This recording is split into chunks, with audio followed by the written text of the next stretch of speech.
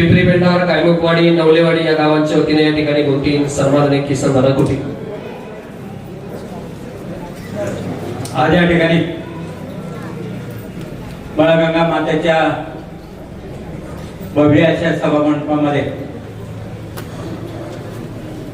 होऊ घातलेल्या जिल्हा परिषद पंचायत समिती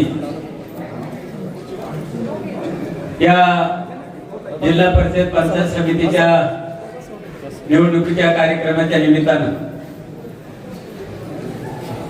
आज आपण मयूरभाऊ पवार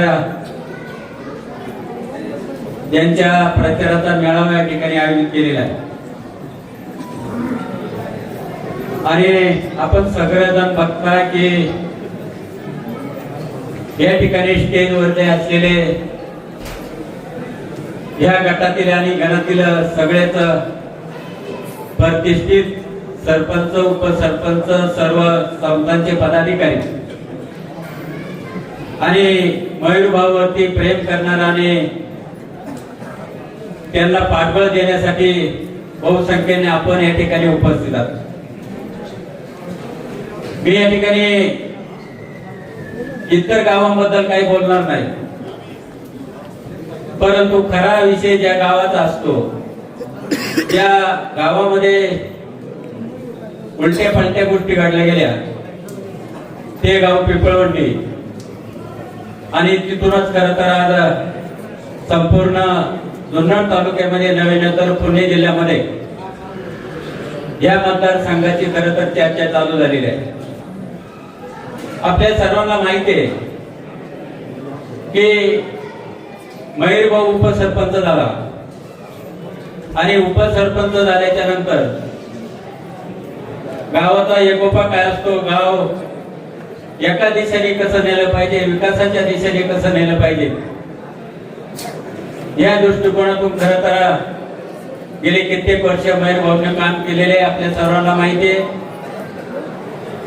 शेजारी असलेला बैलगाडा घाट आणि या बैलगाडा घाटाचं जवळजवळ 25 लाख रुपयाचं काम स्वतःच्या खिशातून पैसे देऊन करणारा खरं तर या तालुक्यामध्ये मयूरभाऊ सारखा दानशूर व्यक्तिमत्व खरं तर या तालुक्यामध्ये नाही.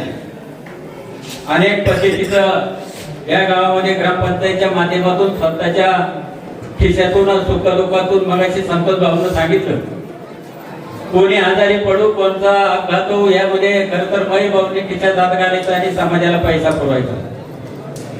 असे अनेक पद्धतीची कामं खरं तर मयूरभाऊने केलेली आहे.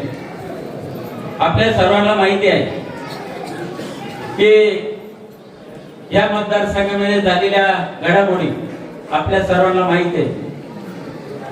आणि इथं आल्यानंतर 100-200 मंडळी खरं तर मेळाव्याला जमतील आणि ती पिंपळवंडीची असतील असं मला वाटलं होतं. परंतु या ठिकाणी पाठीमागं बघितलं, समाज पाठीमागले बघितलेले पदाधिकारी पाहिले तर नक्की यांच्या मनामध्ये चाललंय काय. हे सर्व मंडळी शरददादाचे आज एक निष्ठावंत कार्यकर्ते आहेत. शरददादाला आमदार करण्यापाठीमागे या सर्वांचा पाठबळ आहे आणि आज सर्व मंडळी खरं तर आज मयूरभाऊच्या पाठीमागे एका विचार करणारा करायला लावणारी कधीतरी गोष्ट आहे. परंतु काळजी करू नका, आज हे मंडळी सगळी आपल्या शरददादांच्या विचाराने आणि शरददादांची मान डावलाने वाचवण्यासाठी खरं तर सगळी मंडळी मयूरभाऊच्या पाठीमागे आहे. हे आपल्याला मान्य करावं लागेल. चांगल्या पद्धतीचा मला तर मयूरभाऊ तर बरंच काही बोलता येईल. आपल्या सर्वांना माहिती आहे की ज्यावेळेला माझा मुलगा आळ्या फाट्यासारख्या ठिकाणी खरेदी विक्री जेसीबी असेल, पोकलँड असेल, आयवा असेल या गोष्टीची खरेदी विक्री करत असताना अनेक मंडळी खरं तर आळ्या फाट्यावरली दिग्गज या ठिकाणी मयूरच्या माध्यमातून आणि या सर्वांच्या माध्यमातून खरं तर आमच्या सर्वांना योग वर्गाला या ठिकाणी पाठबळ देण्याचं काम मयूरभाऊने केलेलं आहे. कुठल्याही पद्धतीचा प्रसंगाला व्यवहारामध्ये इकडे तिकडे झालं तर मयूर भाऊंचं नाव सांगायचं आणि मयूर भाऊंना तो प्रयत्न खरं मिटवायचा. म्हणून मी आपल्या सर्वांना सांगतो, भविष्यामध्ये युवक वर्गाला जर पुढे जायचं असेल, युवक वर्गाला जर आपला प्रपंच सुधारायचा असेल, युवक वर्गाला जर धंदा करायचा असेल, तर तुम्ही येणाऱ्या काळामध्ये मयूर भाऊच्या पाठीमागे उभा राहा. निश्चितपणानं तुमच्या परपर्ती आणि तुम्हाला योग्य दिशा देण्याचं काम खरं तर मयूरच्या माध्यमातून होणार आहे. अनेक पद्धतीचं काम खरं तर मयूरच्या माध्यमातून झालेलं आहे. आज आपल्या सर्वांना माहिती आहे की या ठिकाणी बसलेले सगळे समाज आहे. या समाजाला मी सांगू इच्छितो, एका एकाने बसलेल्यांपैकी एका एकाने फक्त 10 मतदार गोळा करायचे. 10 मतदार गोळा केल्यानंतर मयूर भाऊ निश्चितपणाने या ठिकाणी विजय होणार आहे. आपल्या सर्वांना जाणीव मी या ठिकाणी करून देतो. आणि येणाऱ्या भविष्य काळामध्ये आपण जर येणाऱ्या भविष्य काळामध्ये कुठल्या पद्धतीची चूक केली तर निश्चितपणानं मला परमेश्वर मान्य करणार नाही, परमेश्वर माफ करणार नाही आणि शरद दादा सुद्धा तुम्हाला माफ करणार नाही, हे मी तुम्हाला आवर्जून सांगतो. निश्चितपणानं मगाशी संतोष भाऊनं सांगितलं, शरद दादाच्या काही अडचणी आहेत. या अडचणीच्या माध्यमातून शरद दादाला काही गोष्टी कराव्या लागल्या, परंतु शरद दादाचं मत जर मयूरच्या पाठीमागे असेल तर आपल्या सर्वांना सगळ्यांना आपल्या कुटुंबाला या ठिकाणी मयूरला मतदान करावं लागेल, हे मी तुम्हाला सांगतो. या ठिकाणी जास्त बोलणं उचित होणार नाही. मी पुन्हा एकदा आपण सर्वजण या मयूर भाऊच्या पाठीमागे उभं राहा आणि येणाऱ्या 5 तारखेला मयूर भाऊला भरभरून असं मतदान करा आणि मयूर भाऊला एक जिल्हा परिषदेवर पाठवायचं काम तुम्ही आपण सर्वजण करूया.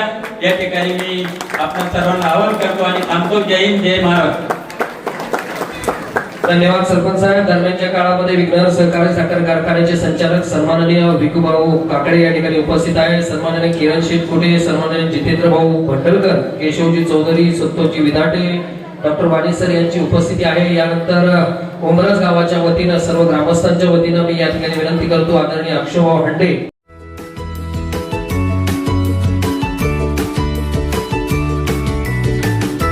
बातम्या शेतीच्या, बातम्या मातीच्या, बातम्या अन्यायाच्या, गुन्हेगारीच्या,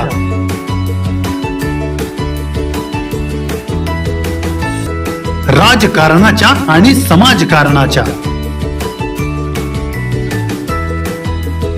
शोषणाविरुद्ध बुलंद आवाज, जनसामान्यांच्या हुंकाराची गाज, सत्कार्याला प्रोत्साहन, दुष्कृत्याला अनुशासन, निर्भीड, निस्पृह, सडेतोड, बेधडक आणि रोखटोक म्हणजेच विघ्नहर टाइम्स. शोध बातमीचा, ध्यास सत्याचा. आपलं चॅनल, आपली बातमी. सबस्क्राईब तर कराच, पण बेल आयकॉनवर क्लिक करायलाही विसरू नका.